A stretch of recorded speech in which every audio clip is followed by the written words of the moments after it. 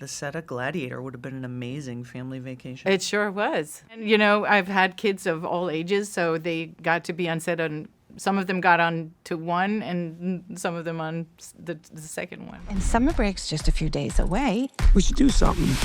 Strictly family time. Come on, kids. It can be an adventure. This movie and vacation made me think about, like, how many other people's family vacation photos am I in the background of? Right? Like, what a weird concept. Have you ever been somewhere kind of unusual on, like, a family trip? Did you choose somewhere that wasn't, like, sun and fun? Oh, yeah. But also, I've brought my kids on a lot of different film sets. Oh. So we have been just a lot of different places for sure. That's awesome. Yes. Even, I'm thinking back to, like, oh my God, like the set of Gladiator would have been an amazing family vacation. It sure was. Yeah. And like it just was. Ridley Scott hanging around. Yeah.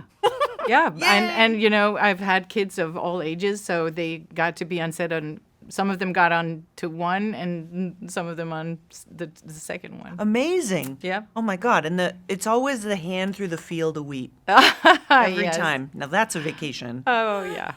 I noticed a line in this movie that made me so excited. When your character says, I always knew you were dangerous.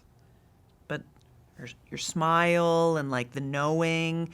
And what do you think that means about a potential other story between y'all that sort of explains what's going on? Because there's so much more to your character than we've seen, even in this movie, which we see more of.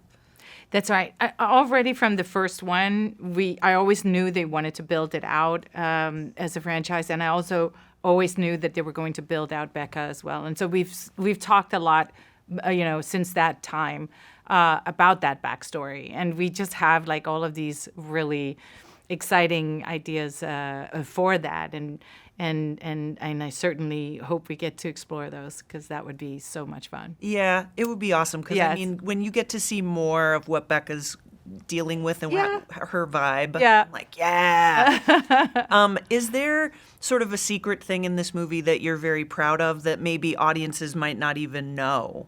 I think there are lots of things. So if you really pay attention, there are a lot of things where you realize that Becca is actually having this poker face. Huh. She is actually pretending like she doesn't know this or she is not aware of that, but it's a poker face. Yeah. What would you say is the scariest thing about acting, and conversely, like what is the thing that feels the safest about acting to you? So first of all, overcoming fear is, I think, one of the most important things that I think I've had to do in my life. Just in general, just in terms of growing as a human. Yeah. It just like being, acknowledging and becoming conscious of what you're scared of, and then having the ability to overcome that. Yeah. When you're a kid, you don't want to eat carrots and you don't want to eat like weird looking or tasting or like weird textures. And the part of growth is that you overcome that initial resistance and then you grow. On this film, I had to overcome my not so great experience with water. And once I was a kid, I was stuck in a pool, one of those wave pools, and I think it really added this like sense of unsafeness in water. In addition to the fact that I'm from Scandinavia, it's not like it's great a bathing space.